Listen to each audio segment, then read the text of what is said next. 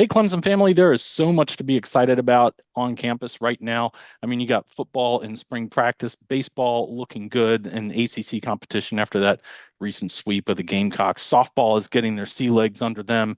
You've got the first new season under a new women's basketball head coach, and they're looking good. Lacrosse is looking really, really good right now. Tremendous outlook. Men's basketball is 27-7. They're doing really well too, aren't they, Daniel? I'm Bill Zimmerman. This is the Reign Supreme All podcast. I'm Daniel Shirley. I don't know where you want me to go with that, to be honest. I so want to rant and rave about the basketball program, but no, everything else is going well. There's a lot of positives about all the other sports. And look, basketball, we'll see. I mean, the basketball team, obviously, very disappointing performance in the NCAA tournament. Uh, Bill, I still can't kind of wrap my mind around and explain that first half. I've tried to figure out what was going on with the team. Was there bad juju in the locker room before the game? I don't know. I can't figure it out. And for them to play like that, for Ian Schieffelin to have 1 point in that game, and I know it's come out now that there was a little bit of an injury, for Chase Hunter to be sleepwalking through the first half, and there's just no answers on this team. And you and I've talked about this many times throughout the season. No depth what to speak of, where you're not getting anything out of your two best players. Or where's it going to come from? And Victor Larkin losing his mind, getting technical fouls for no reason. uh, Jaden Zachary's the only one who played well start to finish in that game, and unfortunately he's not, most likely will not be back next year. So it was just a complete team meltdown in the NCAA tournament. And then, now where do we feel good about next year? I don't know where you look for any positives about this program right now. It's quite the spot that they find themselves in. And you know what should have been a really good season, what was a really good 11 and a half month span for Clemson basketball, to just find itself where it is. By the way, track and field, also some very good long throws stuff going on Yes. there. Softball team, two players of the week this week as we speak right now. So a lot is good that's going on. But we are going to talk a lot about basketball because and kind of a season wrap up episode here for the most part. And I don't want to discount that there was nothing good about this season. They came together really well. Brownell made an adjustment. Head coach Brad Brownell made a very nice adjustment by getting Dylan Hunter into the starting lineup when it just wasn't working without him in the starting lineup. This team really figured a lot of things out. It looked very different from then on out. The win over Duke is not just a signature victory for this year, but maybe their best win since that initial win at Chapel Hill a few years back. But the way the season ended, like college basketball is predicated on how the season ends, and your Right. success and failure really is there. And so, third place in the ACC, a very nice regular season, a rough first half against SMU, but they dug that game out and won it. A near comeback victory against Louisville in that loss. And then they do close it out with some guts and nearly find the glory against McNeese, aka McNeese State, coached by a familiar face in Will Wade, who apparently had his guys more motivated to take on his former school than anyone on the Clemson bench could get the Tigers motivated, it would seem to me. And now you find yourself as an onlooker of Clemson basketball saying, all right, well, where does it go from here next year? Like you said, a lot of talent departing from that starting lineup and some other guys hitting the portal as well who should have been elevating into the starting lineup for next year, assuming player development, assuming seniority, assuming that they are better than anyone who comes in the transfer portal. And right now, this team moving forward looks very dependent on the transfer portal. It does look very dependent on the transfer portal, and it looks dependent on the young guys playing minutes, right? And for me, I haven't seen evidence that this coaching staff will play the young guys. And you see Asa Thomas's name up there as someone who's departing, and you go, wait, he's just a freshman. Well, no, he jumped in the transfer portal. So and played I think 27 minutes the whole season. I think that TigerNet had that the other Wow. day, so hat tip to them for reporting that 27 minutes. Well, why would he stick around, right? I mean, so you have to trust the coaches that know who should be playing and who shouldn't be playing. But Bill, you also have to at some point build some depth on this team. And when you have an injury to a Dylan Hunter, it doesn't sink your whole season. And look, if it was Chase Hunter or if it was Ian Schieffelin got hurt, then I can live with a first round loss in the NCAA tournament because those are your two go-to guys. But Dylan Hunter's a fine player, and I love him as a player. But he's your what? Fifth best player on the team? Losing your fifth best player on the team should not sink you in the NCAA tournament against a lower seeded team. Apparently And he's that's better than that. I don't know. I mean, I don't maybe think is. so. Right, But right. as far as role and fit and the intangibles, maybe that elevates him higher than the other Sure. guys in that starting Right. lineup. But you see, you wonder about, and I go back to my original point about Asa Thomas. He didn't get to play last year, this year, barely, no significant minutes whatsoever. Well, why would he come back? Well, then, hey, look, I'm excited about Ace Buckner. I'm excited about Dallas Thomas. Or are they going to get any minutes next year? We've got this great young recruiting class coming in, Zach Foster and Chase Thompson and Trey Steinauer. Are they going to get any minutes next year? Yeah, And weren't was it Dale Jones supposed to be part of this new recruiting wave that we've seen and Asa right. Thomas? And they don't get any minutes. Now Dale Jones got some minutes. And why is he leaving? Well, I mean, if you read between the lines, it sounds like there may have been an ask for some more money that the coaches didn't think he was really earned yet. Okay, I could live with that.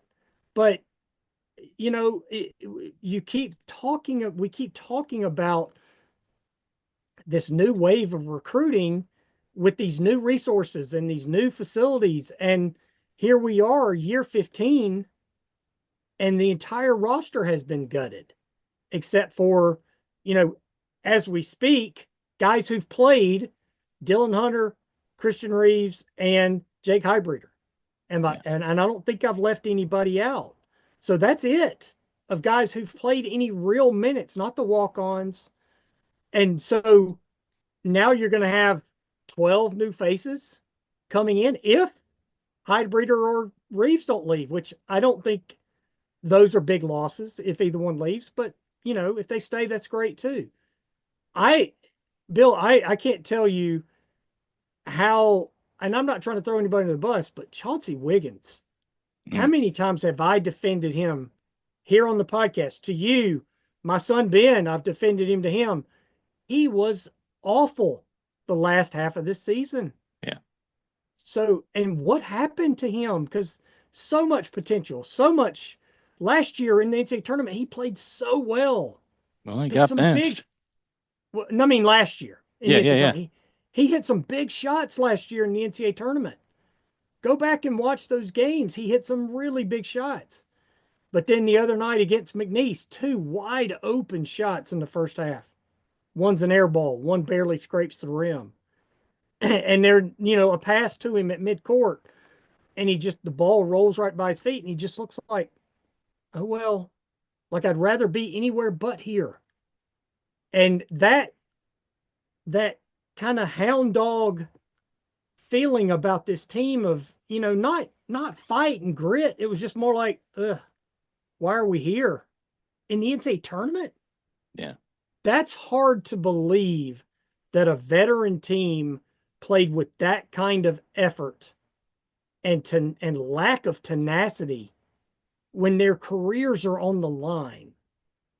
I was shocked by that in the first half on Thursday. Now, as we go back, and I can't, it's hard to believe it feels like it's been 2 weeks since they played that game, Right. but just shocked at how the lack of intensity, the lack of fight, the lack of want to. And I know they came back in the second half and and made it close, but that's almost kind of like a fake comeback. You're down 20 points with 10 minutes left. Yeah, you cut it to two, but were you ever really in the fight? It never felt like this team was. I don't think they ever had a chance to actually take the lead, quite No, frankly. You know, no, at McNeese, even in those closing minutes when it was 6 point game, 4 point game, it was never a one possession game until the horn sounded and Clemson hit that shot to pull within two.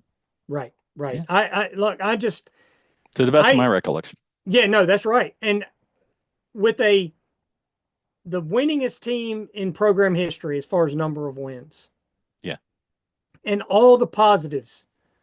Chase Hunter, first round ACC or first team ACC, Ian, second team ACC, all of that positive that happened. 18-2 in the ACC. This team will not go down close to one of Clemson's all-time best teams. It right. won't. Not last year. And I know, look, last year team turned it on and went to the Elite Eight and had a mediocre regular season. You know, our freshman year in college, where they won the ACC regular season title, went to the Sweet 16. You know, the Larry Nance team that went to the Elite Eight. This team won't go. This team will not be remembered anywhere close to those teams because of the first half. Not even that they lost. You know, if you lose to an upset in the NCAA tournament, that happens every year, right? Happens every year. People talk about them all the time. It's But the happened to Clemson way a lot of years. it has happened, yes. But the way the first half went, Bill, embarrassing Yeah. 13 points in the first half. You think Clemson fans are going to look back on this group, on this team specifically fondly? No way. No way. You know, And I'm that's seeing, sad. And it's right. sad. I'm seeing a lot of people still taking up for them. You know, hey, Zachary fought, Schieffelin fought Sure. through playing injury. You know, these are some of the guys who keyed that Elite Eight run, and for that they'll always be, very held in high regard and very much liked. But this season was about maintaining that momentum. What did we talk about in college? And we didn't know each other our freshman year, but I said, hey, what did Cliff Ellis fail to do? He failed to build momentum out of that Sweet 16 year that he had, where they lost on a miracle to UConn. Should have advanced, would have had Duke next, had Duke's number in the regular season that year, had a very good chance at the Final Four. The miracle loss, the dramatic uh, failure, if you will, is okay if it's a stepping stone and it becomes something that establishes momentum. And that did not grab traction for Cliff Ellis. He couldn't find a way to do that. And when you look at Brad Brownell through the years, 2 years out of 15, I know there was a COVID year in there with no tournament. Clemson was really not a candidate to make the to make the NCAA tournament that year. 2 years out of 15, they have won a game in the round of 64. Right. That momentum coming off of last year's Elite Eight and moving the program forward in that way to me was so important. And so now Brownell tries to hit the portal, tries to bring in talent. Well, two things that'll be very different. First of all, last year brought in five guys, only two became really key to the team and playing in the starting lineup and getting significant minutes out of those five. Now he's got to do it without the benefit of that Elite Eight under his belt coming out of the previous year. And he's got to do it without a significant core of returning talent coming back as well. That's the key to all Yeah. of it, right? Like, you brought in five guys last year. You still had Chase Hunter. You still had Ian Schieffelin. You still had Dylan Hunter, right, who had had some big plays in the NCAA tournament the year before. You still had Chauncey, who had had some big plays in the NCAA tournament the year before. So there was a core that you fit these pieces around, right? You didn't bring in Victor Locken to be the star. You didn't bring in Jaden Zachary to be the star. I think Jaden Zachary could have been the star if you wanted him to, but Yeah. he wasn't brought in to be that guy. This year, you're going to have to bring somebody in to be the focal point of the team. Who's there who can be the focal point of the team? Right. Again, I love Dylan Hunter, but he's a distributor. He's a Brad Brownell called him this. He's a glue piece, Yep. Glue the guy. ultimate glue piece, right? Yep. But he's not going to get you 20 points, or he never has. Maybe he can. He was that in high school, but he's never been that at Clemson. Let's say that Christian Reeves comes back. He averaged 1.2 points per game and has very limited offensive skills. I think he averaged 5 minutes a game if I looked back. And I know that Right. was a lot of up and down because if Locken got in foul trouble, there were nights where he played a good bit more. He played well defensively and Mhm. he rebounds well. Right. So if you fit around him a bunch of scorers and he doesn't have to score and he can play defense and rebound, hey, let's go. Yeah. But do you trust Jake Heidbreder to jump from 4 points a game to 15? Not when you see him miss wide open shot after wide open shot after wide open shot. He And was take a leap terrible. forward on defense. Right. And do something on defense. Right. So those are the three that who are returning, who've played. Well, what about okay, what's Ace Buckner going to be? And Dallas Thomas, there's a lot of high talk about him that what he can be. Right. Bill, there was the same talk about Asa Thomas. Yeah. There was the same talk about Dale Jones, Hmm. and those guys are gone. That the Dale Jones one was the one that really surprised me, and the one that I I like Dale Jones as a player, Yeah. and I thought he had a chance. The reasoning why you don't fit him with Dylan Hunter as the starting guards, I get, because neither one of them is really a scorer or shooter. You need a shooter or scorer at one of those two spots. But the Asa Thomas one to me lends there it takes away some of the credibility of the other guys behind him, and I know that's not fair. But all we kept hearing about Asa Thomas was he's a 4-star, he's that next great wave of recruiting behind PJ, behind Hunter Tyson, all those guys. This is see now we're seeing the recruiting is stepping up because we've got the resources and the facilities. Well, he was the first one who was supposed to be that guy, and Clemson got nothing out of him. So how do I trust that these other guys are going to be able to do that either? Yeah. I'm a see it before I believe it guy. And 15 years in, Bill, your roster should not look like this. Even in the portal era, and I get it. I get people tell me, Daniel, everybody's roster looks like this. No, it doesn't. No, it doesn't.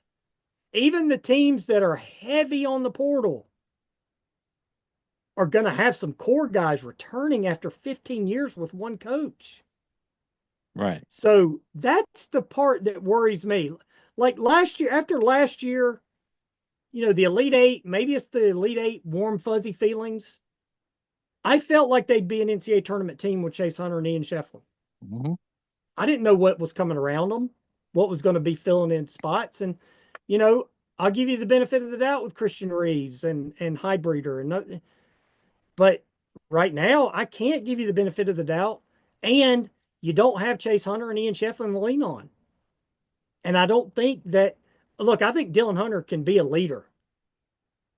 I think he can be that guy to lead this group. And he's a good young man, plays hard, plays smart, plays defense.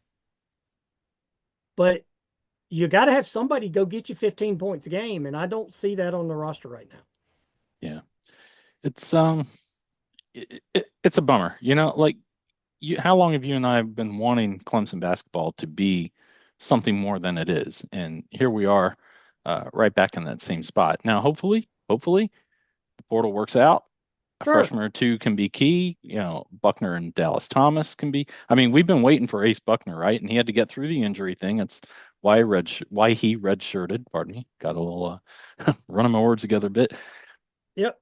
But how often do we see a guy sit in that situation? Like he's got to do what we've talked about on the football team with Troy Stellato. He's got to have really been absorbing the system, understanding his assignments, understanding how to thrive, and then make it work. And I think, quite frankly, some of the things I've read about Del Jones and why he's leaving, maybe it wasn't the best fit for Brownell's system. How many times have you and I talked about a coach has to take the best players he's got, and in this case, we're talking the best 7 or 8 players, develop a starting lineup with a rotation that can work with that starting lineup to stay competitive all game long.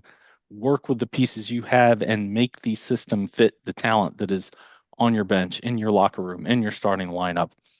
I didn't see that this year. I saw one adjustment to get Dylan Hunter in the starting lineup, make things work much better. And then when he was hurt, and like you and I said, probably not your more than your fifth best talented guy, maybe not even the fifth most talented guy in that lineup, which should have been a loaded lineup. That's kind of what we were alluding to, right? There was a core coming back, some key portal injections to round things out, and it just didn't work that way. So something's got to give with who is able to be recruited from the portal into this team. How are these young players? I mean, when we look on that back or arriving side on this chart here, 5 of them are going to be playing in their freshman eligibility seasons next year. So something's going to have to give. Something is going to have to be shaped around what these guys can do. And that to me is going to be the challenge here. And look, Brad Brownell has a lot of experience. He should be able to handle this. And I don't want to say next year is already a lost cause, but we are taking a look at, all right, there's going to be a lot of change, not just in the names we know, but how things are going to take place out on the court to try to get wins into the standings, just like they have the last couple of seasons. Couple of things for me, right? And I'll go back to Asa Thomas. You have no depth. You and I've talked about this all year. You have no depth. So then when Dylan Hunter gets hurt, you don't trust Asa Thomas. Not that they play the same position, but that he's a body. He still never got on the court. Right. So maybe if you'd have played him 5 minutes a game in, November, December, January, February, he could have played 10 minutes a game in March to take some of the responsibilities off of the other guys. Right. Okay. So next year with Ace Buckner, Dallas Thomas, Zach Foster, Trey Steinauer, Chase Thompson, are they going to sit on the bench like Asa Thomas did again this year? Why do you redshirt guys? And I understand why they redshirted Ace Buckner, and it sounded like Dallas Thomas wanted to redshirt. Okay. But why do you redshirt guys when you don't have any depth? Yeah. I stop redshirting guys. Look, we're going to be going into a new era next year with a 15-man scholarship, a roster limit, no more scholarship limits. Maybe you got to let everybody play and don't redshirt anybody. And then Dale Jones, he doesn't fit the system talk, and I'm doing air quotes, and you can see my air quotes. Then why did you recruit him? Yeah. If he doesn't fit the system and you're so tied to a system, then why did you sign him? Now, if it's true that it was about money, then if he wanted more money and you don't think he's lived up to that, then that's fine. I don't have a problem with that. Yeah. But there's it feels like this program for the first time in a decade and a half had some momentum last year. And now that momentum is gone. And look, they might bring in 7 transfers and do what Louisville did and have a great year. But Pat Kelsey did that in his first year. Do you think Pat Kelsey's still going to want to be doing that in his 15th year? He won't want to. The market might dictate it, but he won't want to. That's true. But it's a complete roster teardown. Sure. In your 15th year, yeah. Even in the portal era, that's not ideal. That's not a way to sustain. Right. You have to have. How many times have we heard the last 3 years? Oh, well, Clemson keeps its guys. It's got that core, and then it fills in with the portal. Well, you can't praise that and then say, oh, well, it's okay. We don't have any core guys back this year. That's okay. You can't have it both ways. Now, maybe you can win both ways. Right. And we'll find out. We'll find out. But right now, and maybe it changes in 2 weeks when they've signed 6 guys. Yeah. When we'll talk about that when it happens. And maybe some guys come back out of the portal, but they could. Right now it's nearly a 50-50 proposition at best because there's a couple of guys who are rumored to be weighing the portal right now. So you could see more guys jumping in. The other cool thing that I've seen floating around out there is some familiar names in the portal. Godfrey and Middlebrooks and Gibson, Hemingway. What if some of those guys come back? What if those familiar faces kind of help keep that sort of feel going? That there is a certain culture to this Clemson basketball program right now, the Clemson grit and all the other cool things that you hear, and you again, we saw that grit in those comeback moments. Overcoming the bad first half against SMU in the ACC tournament, nearly coming back in the Louisville game, nearly coming back in the waning moments of that McNeese game. This isn't a team that likes to completely flat down and die. And if you could get some of those familiar guys in there back from the portal, plus some completely new acquisitions, plus the three freshmen coming back, coming in for the first time, then you do have a couple of redshirt guys who have been in the program elevated. There could be some really outstanding competition for starting jobs, and sometimes that really will breed excellence. But it's a lot to hang it on. Do But you want those? I didn't mean to interrupt you. I'm that's all sorry. right. No, all good. Do you want those guys to come back? I mean, do You you could do want Ben worse. Middlebrooks to come back? You could do worse. Do you want Hemingway to come back missing? I mean, we saw a lot of missed open jumpers when Hemingway Yeah, was on this team. right. I Ben Here's what I'm saying, and I'm not picking on those two guys specifically. No, no, no. You're talking more about the theory than yeah. Clemson needs to get more athletic and quicker, right? That entire game against McNeese, they look slow Hmm. and unathletic. And now also the hunger and the desire and wanting the ball, all that stuff too. They could not block out McNeese with a Right. bigger, slow, plotting team. They don't need to stay in that model. They need to get more athletic and quicker. And I don't know that some of the guys that you mentioned help with some of that. Look, Okay, can we get again, KJ McDaniel back? Can we find him a COVID absolutely, year? absolutely. KJ can have a COVID year. He's what 30 by now. He can have a COVID year. But no, I mean, you get what I'm saying, right? Is that they why did they lose to McNeese? There were a lot of reasons. I mean, one for what was it? One for 15 on threes in the first half. But McNeese was the quicker, more athletic team, and Clemson could not deal with that, and they Yeah. don't need to be keeping that same pattern of the roster. And look, Bill, too, think about next year. What's the ACC going to look like? Florida State, new coach. Miami, new coach. Virginia, new Right. coach. NC State, hell of a new coach, right? So those are four teams right there that have just changed. I don't think Louisville's going anywhere. Duke is Duke. North Carolina, there's no reason North Carolina should be what they were this year. So, you know, where you had this chance to you finish third in the ACC, you're 18-2, all that's true. It's as bad as the conference has ever been in our lifetime. Well, ever, because it was better than that before we even came Yeah. along. Yeah. And did you really take advantage of it? You had a great regular season. That can't be denied. But were you a product of the bad ACC? Maybe.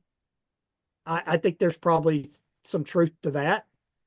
I think, I know they beat Duke, and the Duke win was a great win, and we'll remember that one for a long time. But, I think you don't just assume, oh, we finished third in the ACC this year, we're going to be just that good next year. No, I think you're looking at a team that's probably what, at best, fifth or sixth in the conference next year. You'd think at some point Wake's going to figure it out. Yeah. Steve Forbes is a heck of a coach, but Turned they down haven't West been able. Virginia today, reportedly, according Is to that my right? Demon Deacons buddy. Yeah. They haven't been able to figure it out. You would think he would be able to figure it out at some Yeah. point. So Louisville's going to be better.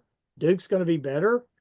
I mean, we'll see. I just you asked the question, how long have we wanted Clemson basketball to have some momentum?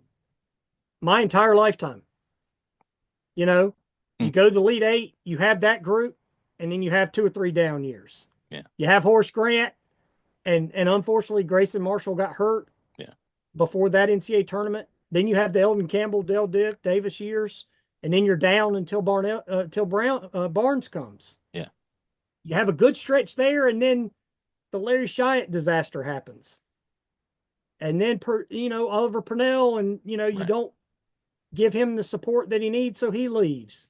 And yes, they never won an NCAA tournament game under Oliver Purnell. I get it, But but it now we're made it 15 three years straight in, years, and it felt like it was climbing, right? right? And You then they know? made it Brownell's his first year, Yeah. 4 straight years. They've never done that, and you Right. think we got some momentum, and then And then it's eight 6 years of years. nothing. Yeah. Yeah, and so and now there's 2 back-to-back years. And look, as a Clemson basketball fan, you have to appreciate back-to-back years in the NCAA tournament. Hmm. That has not happened very much in our lifetime, and I will grant you that. But it feels like we're headed to another one of those down stretches here where it's going to be 3 or 4 years until they get back again because the roster is just an absolute mess right now. Yeah. A mess. And that's a shame. Well, we'll keep you posted as acquisitions start happening and that roster starts to fill back up. And I think we got about 5 minutes real quick to talk about baseball. The series win over Wake Forest, it wasn't a sweep. Talk about another near comeback. They were down 10-0. Erased that deficit. I don't know if they actually ever tied the game, but the final score was 12-10. Remind me if they actually tied that game or No, they not. didn't. But and then the comeback win against Wake in the finale, down 6-0 early, and you win at 7-6 in a game that was so good and so neck and neck that you really did hate to see it end on someone's mistake rather than someone's achievement. But I mean, the Clemson Tigers put guys on base in that inning, had a guy ready to cross the plate when the wild pitch happened or pass ball, whatever you want to call it. Doesn't much matter. Ball got away and our guy got in, won the game. Now you got Georgia Tech coming up this weekend. You've also got a nice addition to the pitching staff. Midweek, we're going to see Talon Bell come back, and it sounds like he'll be more of an opener than a starter in that midweek game. But talk about a program that's got some momentum and on the rise, and a guy in charge, and Erik Bakich, who has a lot of energy and who is willing to tinker until things really work out, work with his transfers, find ways to put it together cohesively. I like where this team is headed. I know they're not perfect. I know there's been some pitching struggles early on, and I guess it's starting to get closer to midway through this season. I don't know. There's just good feel to this, and maybe it doesn't end well, but right now I think it's moving in the right direction. Couple things. The starting pitching Saturday and Sunday was ugly. That's got to be fixed. But even down 10-0, even down 6-0, you never felt like this team. And you've heard Bakich say this a lot. This team's never out of the fight. And Mhm. down 10-0, they're a robbed home run away from the game being tied at 12-12. Down 6-0, they come back and win that game. So they've got to figure out the Saturday and Sunday starting pitching, and they've got to find some power somewhere. Yeah, Somebody's got to get hot. You know, Cam Cannarella's got to get hot. Somebody's got to start hitting home runs. They haven't had much power in the lineup, and that was the big question coming into the season. If they figure out the Saturday Sunday starting pitching and they start to hit some home runs with the you talk about grit, the grit that this program shows, yeah. this team could be dangerous, no doubt. Yeah, we said that last year too. They just always scratch and claw and find a way. Jerem Purify, I think, has been a nice step forward. You talk about development; he certainly has developed this year. You want to see Cam Cannarella get healthy and be a full version of himself because right now the numbers are pretty good as it is. And so, if they have to rest him at some point, so be it. To make sure that he is better by season's end. And like you said, I texted you that thought the other day, and you're like, well, you can't put who do you put in there right now? And it's not very clear, but it's Yeah, not about the right now. It's about what do you look like the end of next month, and what do you look like in the ACC tournament and the regionals, and hopefully the super regionals. And you want Cam to be his best version of himself at that point. Listy is coming around nicely. McClatty has been very productive. So there's an excellent core to line up there. I think Pano has come through in some nice moments, even if the numbers aren't across the board the way you want them to be yet. There's a lot of guys on this lineup who can contribute, and I think you're seeing at bats get mixed in. I think you're seeing uh, a lot of mm, what do we want to call it? Just trial and error with the pitching staff. I mean, Right, right. you saw Drew Titsworth late in the game on Friday and then early in the game on Sunday, experimenting with different roles for different pitchers in certain situations. We saw a lot of Malstedt on Sunday. You hope he can rest up and not have to pitch as much as he did through a lot of the weekends, like he did this weekend. But again, it just and Aiden Canuck, my goodness, like a, Right. a guy who already was really, really good and seems to be adding to his repertoire. And we'll see how that holds up as more teams get tape on him and his new stuff. But I'm really excited to have that guy coming out of the gate on Fridays. Maybe, we'll see how they start to line things up in the postseason with him as well. Clearly the ace. And if you can get Bell in there and healthy, um, someone else is coming back the week after this. I'm blanking on the name. Maybe you can save me. Texted the other day, but reinforcements coming for a pitching staff that's really got some bright spots already as it is. Well, you've got to figure out again, you can't have your starters going less than an inning on Saturday and Sunday. Well, You tell that know, to half the major league franchises. well, I mean, it's you can't live like that in college baseball. You just run out of pitching, Yeah. right, at some point. But if they can figure that out, this team has got something special to it, and that's the Bakich, the Bakich way of doing things. And you know, it's a fun team to watch. There's no doubt about that. Even if it's just a lot of walks and guys getting hit by pitches or whatever, they fight and they scratch and they claw and they do whatever it takes to stay in games. You just wish they wouldn't get behind every game. How about score first every once in a while? And you Hey, do feel confident on Friday nights with Canuck on the mound. I mean, yeah, he looks Chris Benson esque. yeah. I'm not comparing. Like the stuff is different, kind of pitching is different, but that's the last time we had that Clemson had an ace like that. Is Chris Benson in my mind, where you went, okay, Friday night this team's going to win. And then what happened Saturday and Sunday? You just don't want to have to figure it out Saturday and Sunday after getting nothing out of the starting pitcher Saturday and Sunday.